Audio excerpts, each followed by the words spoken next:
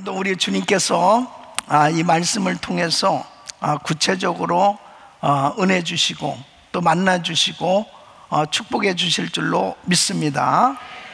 여러분, 이 에베소서 5장은 바로 그리스도인들이 이 세상 속에서 어떻게 살아야 될 것인지 구체적으로 그 삶을 어떻게 살 것인가를 제시하고 있습니다. 그래서 오늘 이 8절에서 21절까지 이 말씀은 빛의 자녀처럼 행하라고 말씀하고 있습니다. 여러분, 예수를 믿으면 이 분명한 정체성의 변화가 일어난 것입니다. 그래서 오늘 이 8절 말씀을 보면 너희가 전에는 어둠이더니 이제는 주 안에서 빛이라. 이제 어둠이 빛으로 바뀌어졌음을 말씀하고 있습니다. 그러니까 이 그리스도인의 정체성은 예수 믿기 전에는 어둠의 자녀들이었어요. 그런데 예수를 믿고 난 다음에는 빛의 자녀로 바뀌어진 겁니다. 이 빛의 자녀가 되었다는 것은 인간의 노력으로 되는 게 아니에요. 오직 예수 그리스도 안에서 주님과 연합되어지면서 주님께서 주신 은혜로 빛의 자녀가 되는 것입니다. 그러니까 빛의 자녀가 되었다면 이제 어떻게 살아야 되냐는 거죠. 빛의 자녀처럼 이제 행하라, 그렇게 말씀하십니다. 그럼 빛의 자녀로 행하며 살면 어떻게 빛의 자녀로 사는 것을 알 수 있느냐? 그 열매를 통해서 알 수 있다는 거죠. 빛의 자녀로 내가 살아가고 있다면 어떤 열매가 맺어지느냐? 바로 빛의 열매는 모든 착함과 의로움과 진실함에 있느니라 그랬어요. 이 모든 착함이라고 하는 것은 구체적으로 이제 이웃에게 유익을 주는 삶으로 나타난다는 거죠. 이제 자기 자신만을 위해서 살기 위해서 때로는 악한 일도 서슴지 않고 행하며 그렇게 살던 사람들, 어둠 가운데 살던 사람들이 이제 빛의 자녀가 되어지면 어떻게 하면은 이웃을 위해서 내가 정말 유익함이 되어지는 그런 삶이 되어질까? 이것이 바로 이 착한 행실로 나타나게 된다는 거예요. 그리고 의로움, 이 의로움이라고 하는 것은 주님의 합당한 이 정의로운 이러한 삶이 돼야 되겠다. 그러니까 이 주님은 공의의 하나님이신데 바로 빛의 자녀가 되어지면 불의와 타협을 할 수가 없는 거예요. 이 정의로운 삶으로 그렇게 살아가게 된다는 거죠. 또 뿐만 아니라 이 진실함으로 드러난다는 것입니다. 진실함이라는 것은 거짓이 없는 정직한 삶을 의미하는 것입니다. 그러니까 이러한 삶의 열매가 맺어지는데 이제 구체적으로 나는 정말 이런 삶을 살고 있는가? 그것은 바로 내가 어떻게 하면 주님을 기쁘시게 할 것이 무엇인가?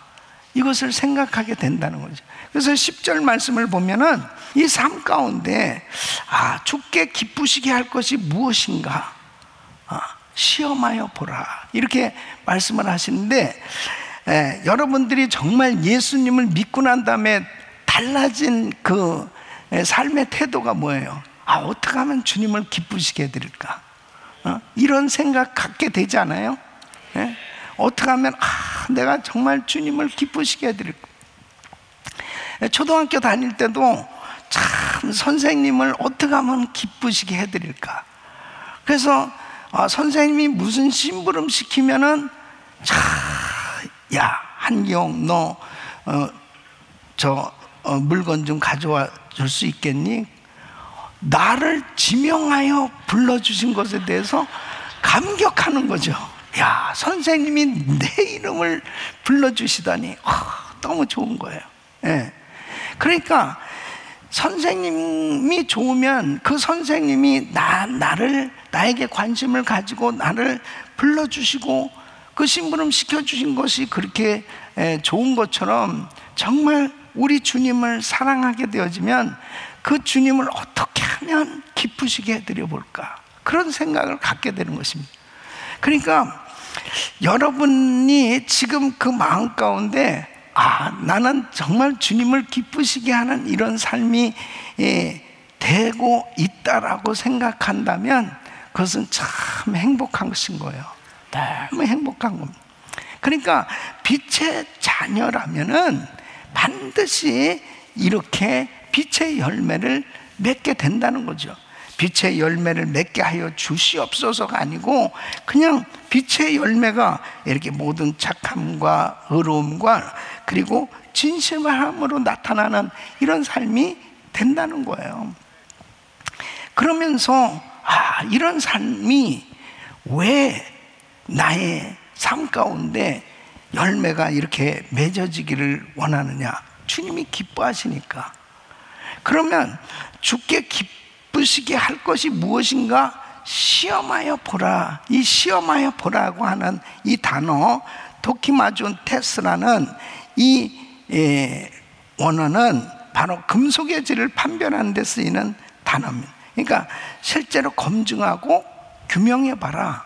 그러니까 막연히 살지 말고 매 순간마다 나는 정말 나의 행동과 말하는 거와 나의 모든 이 삶의 내용이 참 하나님을 기쁘시게 해드리고 있나?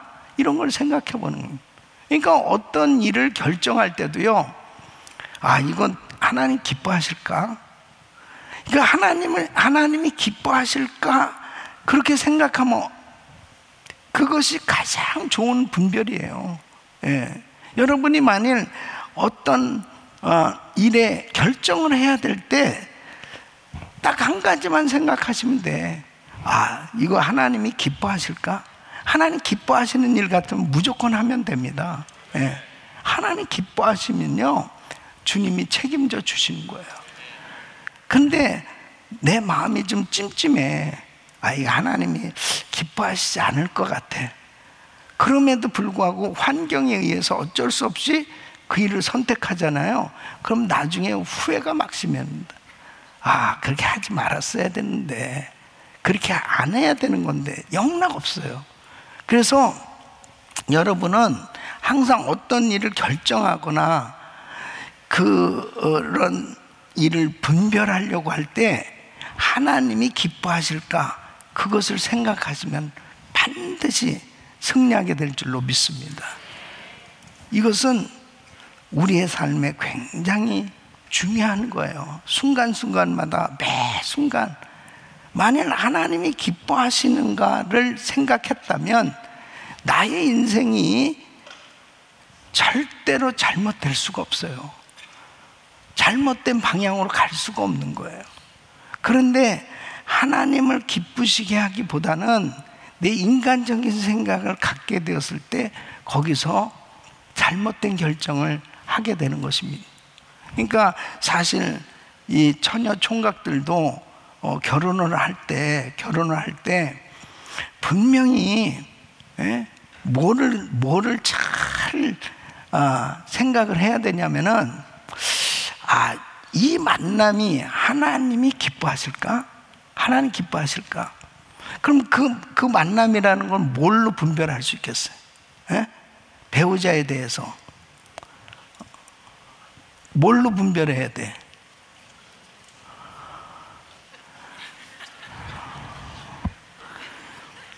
제일 중요한 게 믿음이잖아요.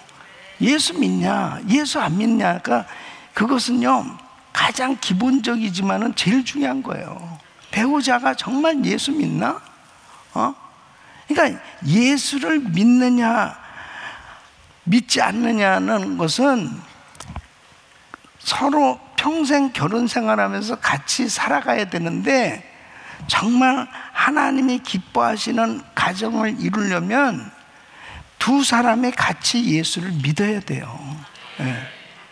이것이 그냥 제 인간적인 생각이에요? 아니잖아요. 예수님 안에서, 그리스도 안에서의 그런 가정을 이루어야 하나님이 축복하시는 가정이 될 수 있는 거예요. 그러니까 믿지 않는 사람과 결혼을 하면서 살아가다 보니까 계속 한 사람은 하나님을 기쁘시게 해드리려고 그러지만 한 사람은 하나님을 모르니까 세상적으로 사는 거예요. 그 갈등이라는 것은 상상할 수 없을 만큼 고통스러운 거예요. 그게 현실입니다. 정말 장밋빛 그 푸른 꿈, 그냥 저 사람하고 결혼하면 내가 너무 행복할 수 있을 것 같다. 자매들은 남자는 키가 1m 80 정도는 돼야 되고 너무 그런 거 좋아하지 마. 그런 거 좋아하지 마. 무슨 겉껍데기만 보고 그냥 세상적으로 무슨 직업을 가지고 뭔가 세상적으로 살아가면서 그런 화려한 세상적인 생각, 이런 것에 환상에 사로잡혀 가지고 그런 하나님이 기쁘시게 할 것이 무엇인가를 생각해보고 결혼을 해야 되는데, 내가 기뻐할 수 있는, 내가 원하는 그러한 판단과 결정을 했을 때 나타나는 삶의 결과는 너무나 고통스러운 거예요. 근데 오늘 이 말씀은 전혀 원고에 없는 말씀을 지금 전하고 있는 것은 성령님께서 지금 이 자리에 처녀 총각들, 형제 자매들이 들으라고 하나님이 말씀하신 것 같아요. 결혼을 향해서 결정을 해야 되는데 주여 어떻게 하겠습니까? 이러니까 성령님이 지금 저를 통해서 꿈 깨라 그렇게 말씀하는 거예요. 너는 믿음 있는 사람을 선택해야 돼 이렇게. 아멘. 믿음 없는 사람 선택해서 평생 피눈물 흘린 사람 여기 2사람 있어요. 여기 뒤늦게 이빨 빠지고 머리 다 이제 빠지고 정말 허송세월하는 거예요. 쓸데없는데 얼마나 많은 시간을 눈물로 허송세월하고 지냈는지 알아요? 그러니까 우리의 삶이 어떻게 하면은 주를 기쁘시게 해드려 볼까? 내 생각대로 살면 절대 안 돼요. 주님을 기쁘시게 해드리시길 바랍니다. 그것이 내가 육신적으로 손해보는 것 같고 피해를 마치 입는 것 같은, 이거 바보 아니야? 뭐 꼭 그렇게 살아야 돼? 그렇게 세상 사람들이 볼 때는 그럴지 몰라도 만일 주님을 기쁘시게 하는 일을 선택했다면 하나님이 책임져 주시는 거예요. 하나님이 책임져 주시는 인생 반드시 성공한다니까요. 그거는 역사가, 그리고 성경이 분명하게 증거하고 있는 말씀 아니겠어요? 여러분, 네덜란드의 복음 전도자 이 코리텐 붐이라는 분이 있어요. 그 아버지가 이 시계방을 운영하고 있었답니다. 근데 어느 날 아주 부자인 분이 와서 이 비싼 시계를 현금으로 구입을 하는 거예요. 그러면서 자기가 이 시계가 고장 났는데 이 시계를 그 어느 시계방에 맡겼는데 도무지 고칠 수 없다고, 그래서 자기가 이제 이 새 시계를 사게 됐다는 거죠.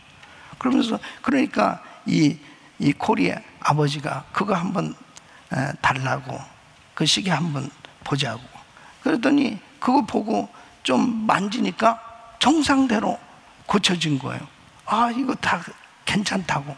그러니까 이게 고치려고 했었지만 안 됐는데 이렇게 고쳐졌. 그러면서 그 돈을 주면서 그 새 시계 있잖아요, 살 필요가 없다. 그러면서 시계 저에게 그거 다시 주세요. 그러면서 그 돈을 줬다는 거예요. 그 모습을 이 코리가 보면서 아빠 뭐 하는 거야? 아니 그 돈이면은 얼마간 우리가 정말 이렇게 여유 있게 살 수 있는 건데 왜 아버지 그렇게 해요? 그러니까 이 아버지가 이렇게 이야기합니다. 코리아, 돈은 하나님이 필요하시면 언제든지 주실 수 있지만, 그러나 우리가 정직하게 손님을 섬기지 않는다면 하나님이 기뻐하실까? 그러면서 우리는 돈을 벌기 위해서 사는 사람이 아니고 하나님을 기쁘시게 하기 위해서 사는 사람이란다. 그렇게 이야기해 준 그 아버지가 말씀한 그 교훈이 이 딸 가슴에 상당히 오랫동안 새겨졌다는 거예요. 그것이 평생 이 코리에게 기억에 남는 그런 삶이 되도록 교훈을 줬다는 거죠. 여러분, 우리가 순간순간 그래요. 사람들은 다 자기 자신을 위해서 살려고 그러죠. 그런데 하나님을 기쁘시게 하는 삶이 되는 것이 마치 자기에게는 유익하지 못한 그런 결정인 때가 있어요. 그렇지만 지나놓고 나서 보면 그 하나님을 기쁘시게 한 삶이 평생 축복된 인생이 되도록 하나님이 역사하신 줄로 믿습니다. 여러분, 어둠의 일을 책망하고 드러내라는 거예요. 빛의 자녀는 어둠의 일을 책망하고 드러내라. 시작. 어둠의 일을 책망하고 드러내라. 자, 11절로 12절 우리 한번 같이 읽어보겠습니다. 11절로 12절 시작.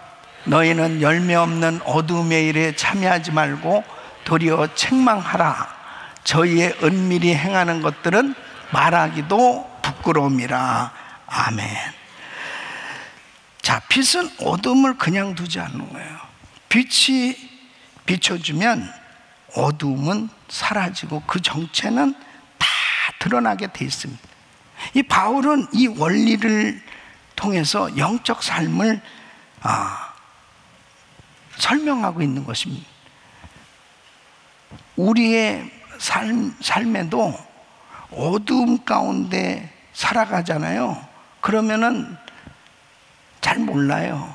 근데 불을 켜고 빛이 비춰주면 다 실체들이 드러나잖아요. 실체들이 드러나죠. 그러니까 열매 없는 어둠의 일에 관여하지 말라. 이 말씀은 뭐냐면 바로 음행과 더러움과 탐욕과 누추한 말, 이런 죄된 행위에 동참하지 말라는 거예요. 동참하지 말라는 거예요.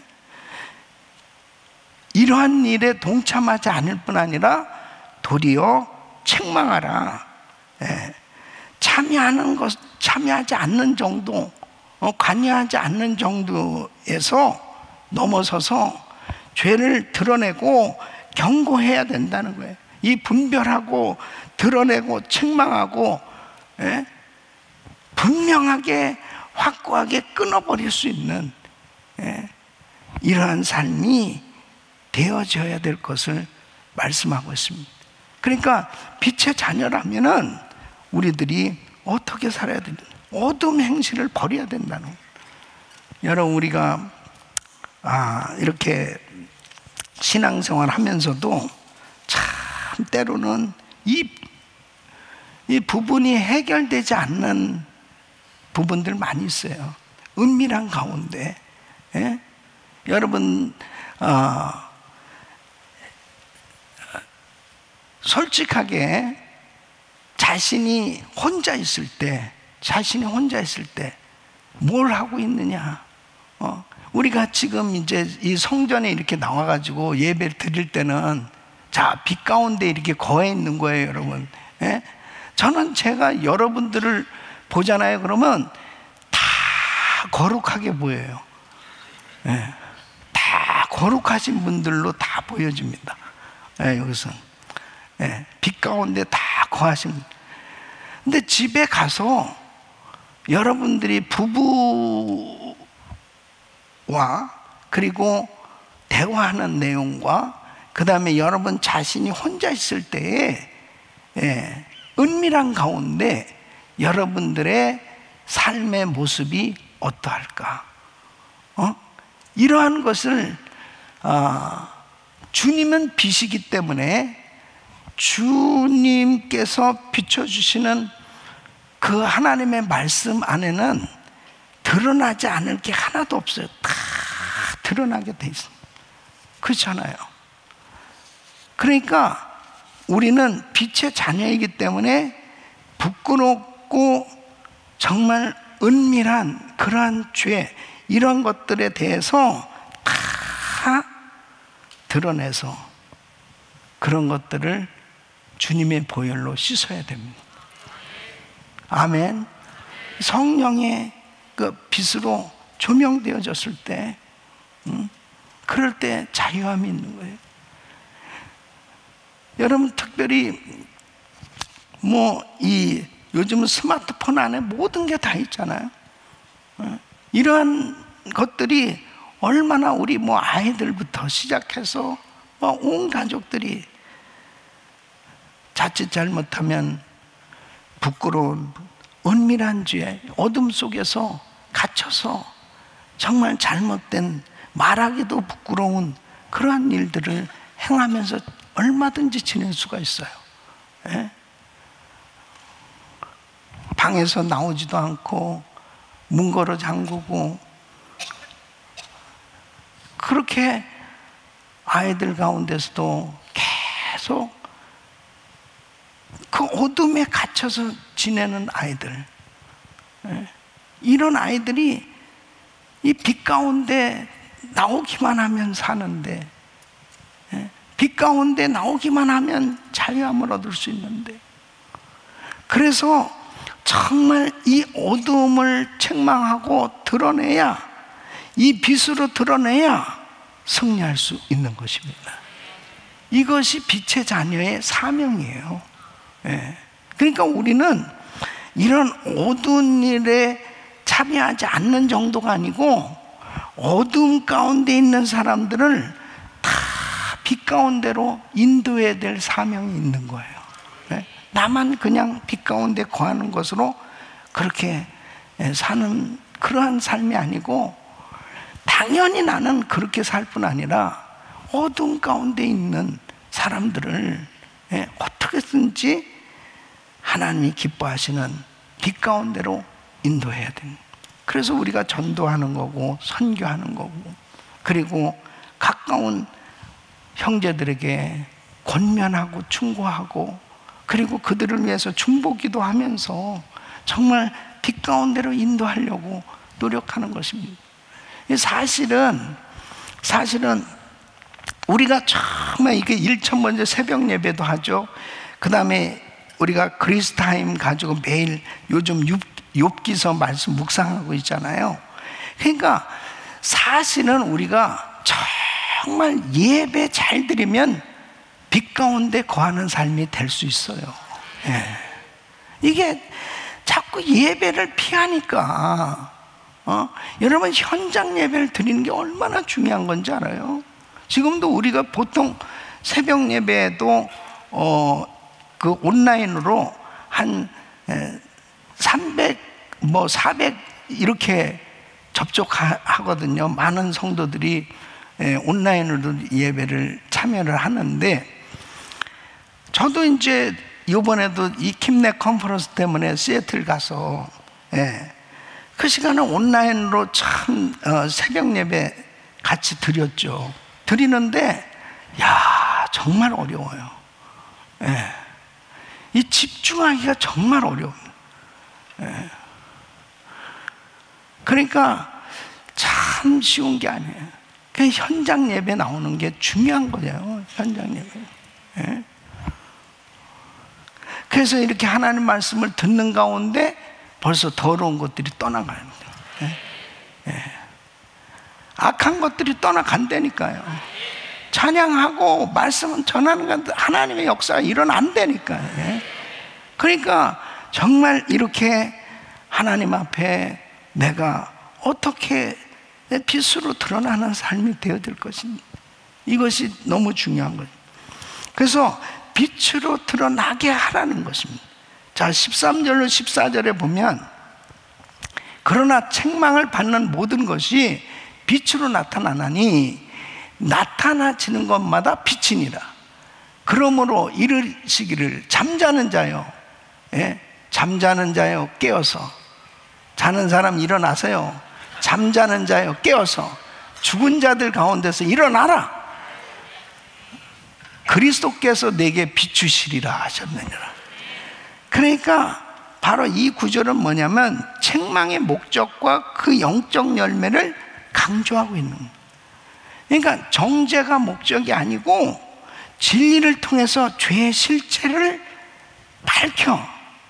밝히 드러내게 해서 회개로 이끄는 것이 목적인 거예요. 회개를. 그러니까 사실 우리들은 빛의 자녀로 다 사명자거든요.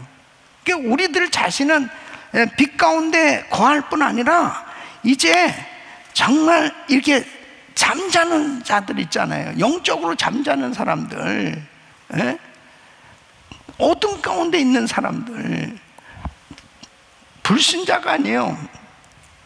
예수 믿고 과거에는 그렇게 은혜 받아서 새벽 기도도 드리고 뭐 금식 기도도 하고 그렇게 열심히 했던 사람들이 영적인 잠을 자는 사람, 영적인 잠을 자는 사람들은 순식간에 영적으로 무감각해지고 타성에 젖은 그러한 그냥 신앙으로 추락해 버릴 수 있어요. 얼마든지.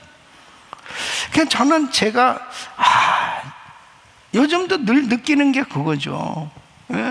요즘도 늘 느끼는 게 하나님의 말씀을 묵상할 때 이 말씀이 내 심령에 감각이 되어지는가? 찬양을 드리면서도 몸부림치는 거예요. 하나님 앞에 온전히 이 나의 예배가 연락돼야 될 텐데, 나의 예배가 연락될 텐데. 신앙생활을 오래 하고 목회의 경륜과 연륜이 깊어지고 오래되면 될수록 더 순수하게 어린아이와 같이 정말 열정적으로 순수하게 하나님을 예배할 수 있는 사람이 되길 원하는 거예요. 이것에서 안 되면 결과가 아무것도 아니라니까. 무슨 의미가 있어요?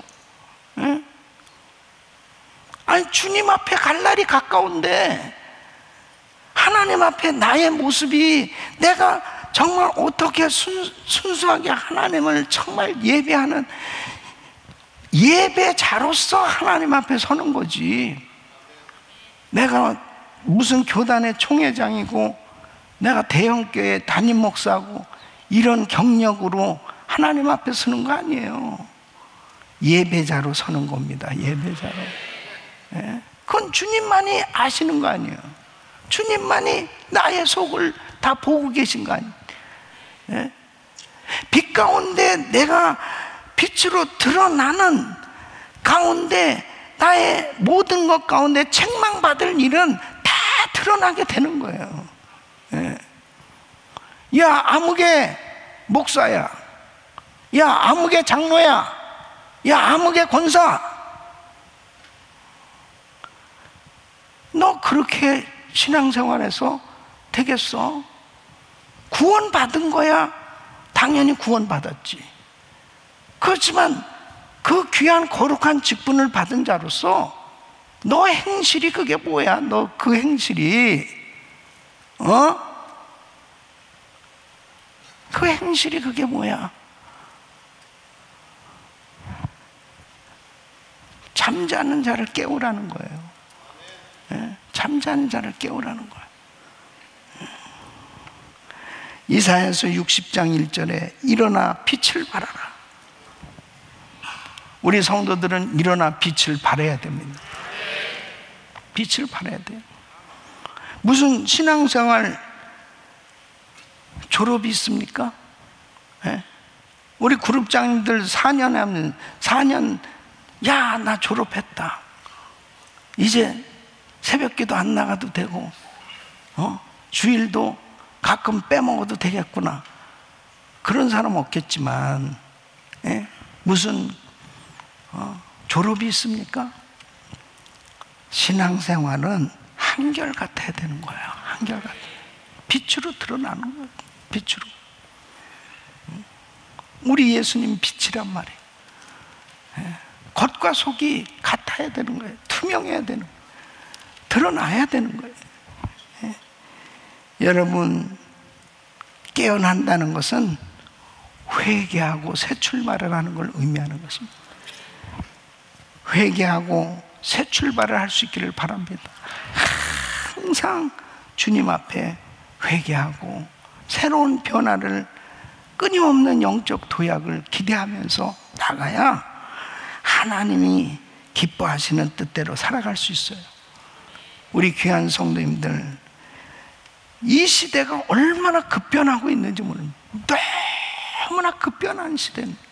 이번에 이 시애틀에서 우리 킴넷 컨퍼런스에서 주제가 AI 시대, 이 세상을 주도하는 AI 시대의 다중심적 선교, 어떻게 이런 AI 시대에 선교할 것이냐, 이런 부분을 가지고 이번에 세미나를 하고 또 집회를 하게 됐는데요. 그러니까 앞으로 어떻게까지 발전할 수 있냐면, 내 목소리를 가지고 내가 한국말로 설교하면 영어로, 러시아 말로, 스페니쉬로 그대로 번역이 돼서 나올 수 있다. 그래서 영상이 쫙 러시아에 가서는 제가 짠 스트라스부이치 막 이러면서 쫙 나타나는 거예요. 그런 식으로 이런 시대가 된다니까요. 예. 정말 뭐 놀라운 거예요. 그리고 지금 에베소서 오늘 5장 8절에서 30절 이 말씀을 가지고 챗GPT에 딱 설교 한 편을 만들어 주세요. 쫙 설교가 나오는. 그리고 음성으로 해가지고도 설교를 팍 하게 나올 수도 있고, 하여튼 뭐 엄청나게 이게 발전해 가는 거예요. 예. 뭐 학생들도 그래서 이게 뭐 박사학위 논문도 뭐 이 믿음에 대한 논문을 한 편 만들어 주세요. 그럼 쫙 논문이 나오고. 예. 그 총장님 참석했는데 그 학교에서는 그럼 어떡합니까? 그러니까 또 검증 시스템이 있대요. 그래가지고 AI로 이렇게 해가지고 이거는 만들어진 거다. 그럼 땡. 이거는 뭐 이렇게 20%, 뭐 80%, 70% 뭐 이렇게 다 검증하는 또 그게 있대네. 예.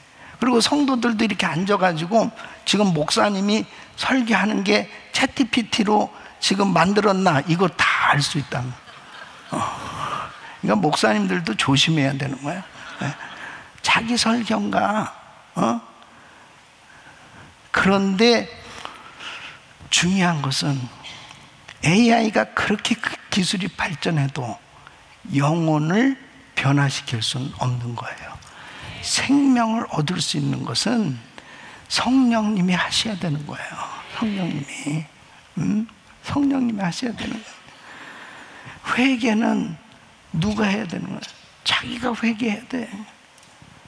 그래야 성령 받지. 그래야 성령 충만 받고 빛으로 드러나는 삶이 되어야 되는 거지. 이렇게 정보화 시대로 세상은 편리한 세상으로 변화되고 있지만 결국은 자신이 하나님 만나야 되는 거고, 자신이 그 더러운 죄악을 다 끊어버리고 회개하고, 그리고 밝은 빛 가운데 거할 수 있는 것은 그런 AI가 해줄 수 있는 게 아니에요. 로봇이 해줄 수 있는 게 아니에요.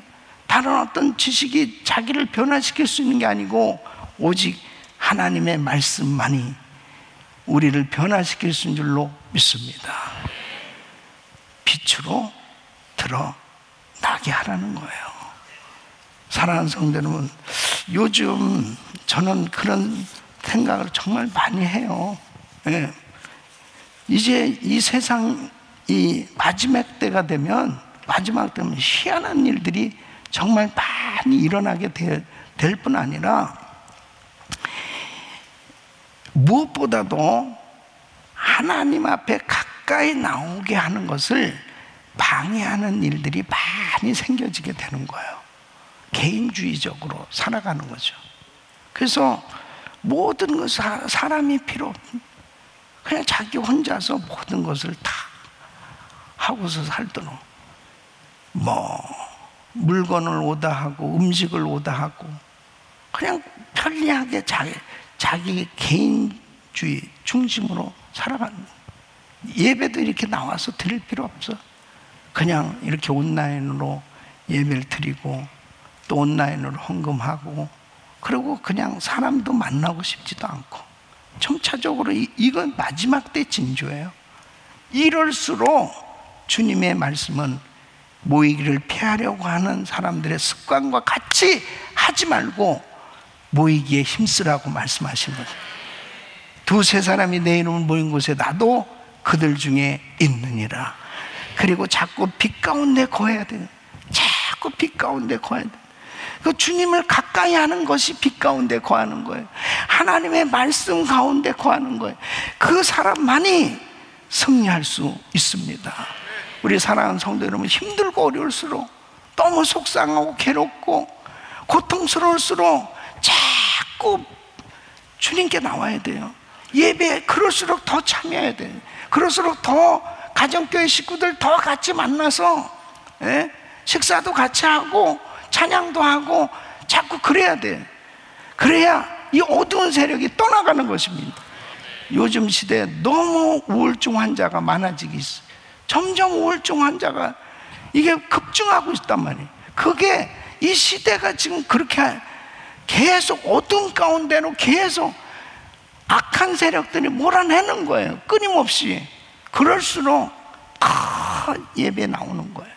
그리고 주님 앞에 순간순간마다 회개하고, 그리고 주님의 보혈로 씻으면 주님이 빛 가운데 성령 충만한 은혜를 주실 줄 믿습니다. 그래서 일어나야 되는 거예요. 예? 일어나야 되는 거예요. 일어나야 되는 거예요. 아멘. 일어나야 되는 거예요.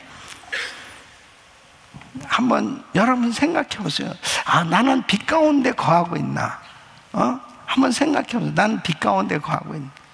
자, 우리 옆 사람은 빛 가운데 거하고 있나? 한번 얼굴 좀 봐봐요. 빛 가운데 거하고 있나? 네. 비웃지 마시고. 진짜 우리 성도님들은 빛 가운데 거하시길 바랍니다. 자유하셔야 돼. 자유하셔야 돼.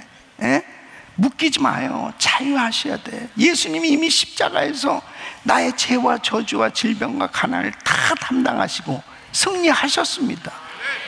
주님이 이기셨어요.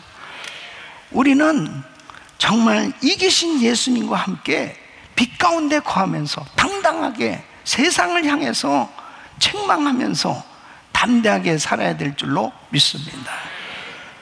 그리고 지혜롭게 행하라고 말씀하고 있습니다. 자, 15절로 17절 시작. 그런즉 너희가 어떻게 행할 것을 자세히 주의하여 지혜 없는 자 같이 말고 오직 지혜 있는 자 같이 하여 세월을 아끼라. 때가 악하니라. 그러므로 어리석은 자가 되지 말고 오직 주의 뜻이 무엇인가 이해하라. 그랬습니다. 바울은 성도들에게 세월을 아끼라, 때가 악하니라, 이렇게 조언을 하고 계세요. 세월을 아끼라. 이 세월은 헬라어로 이 카이론이라고 하는 이 단어는 중요한 시기, 금방 지나가 버리는 특별한 기회라는 의미가 있습니다. 그러니까 단순히 시간을 낭비하지 않는 것을 넘어서 이런 악한 시대에 기회를 포착해서 하나님의 뜻을 분별하고 지혜롭게 살아야 된다는 거예요. 그렇지 않으면 그 특별한 기회, 하나님 주신 이 중요한 시간이 그냥 훅 지나가 버린다는 거예요. 그 세월을 아끼라는 의미는 이렇게 지나가 버리는 세월 가운데서 정말 이 카이로스, 하나님이 주시는 이 기회를 놓치지 말고 잘 분별해서 지혜롭게 살아야 허송세월이 아니고 의미 있고 보람된 인생이 된다는 거예요. 요즘 이렇게 우리 장로님들도 이렇게 보면은 옛날에 쨍쨍했던 장로님들도 요즘 이제 걷는 것도 그러고 이렇게 점점 연세들이 들어가는 모습을 보면서 세월이 참 이렇게 참 빨리 지나가는구나, 그런 생각을 문득문득 해요. 예. 너무 귀한 장로님들, 정말 열심히 교회를 위해서 헌신하고 수고한 우리 장로님들인데, 어제도 예손 모임 우리 환우들 위해서 이렇게 기도해주고, 그리고 이렇게 바라보면서 문득 이런 생각이 드는 거예요. 야, 내가 진짜 건강해야 되겠다, 그런 생각이 드는 거예요. 내가 진짜 오래 살아야 되겠다, 이런 생각이 드는 거예요. 왜냐하면 우리 저 성도들 위해서 안수기도 하려면 내가 건강해야 되는 거예요. 내가 오래 살아야 돼. 왜 그러냐면 여러분, 내가 아프거든요. 그래서 오늘은 안수 못 하겠습니다, 이러면 어떡하겠어요? 내가 쌩쌩해야 성도들도 막 머리를 팀이지. 여러분, 내가 너무 아프고 그러면 싹 없어집니다. 안수기도 아마 애처로워가지고. 예. 여러분, 저는 건강해요. 안수기도 뭐 아직 거뜬합니다. 예. 내일도 또 주말 수양에 우리 또 성령의 날 안수기도 하는 시간이 있는데, 한 사람 한 사람 안수기도 하는 게 이게 보통 에너지가 많이 들어가는 게 아니에요. 땀을 뻘뻘 흘리면서 안수기도 하는 거 쉬운 거 아니에요. 그래서 내가 안수기도 하면서 때로는 이런 생각도 할 때 있어요. 이 그레이스 인카운터 주말 수양회 때는 이렇게 땀을 흘리면서 안수기도 하는데 진짜 고마워할까? 이런 생각, 진짜 고마워할까? 꼭 내가 이렇게 사역을 해야 되나? 이렇게 하지 않고도 얼마든지 사역들 다 잘하고 있는데 나는 왜 이렇게 에너지를 많이 써야 될까? 이런 생각도 안 하는 건 아니에요. 그런데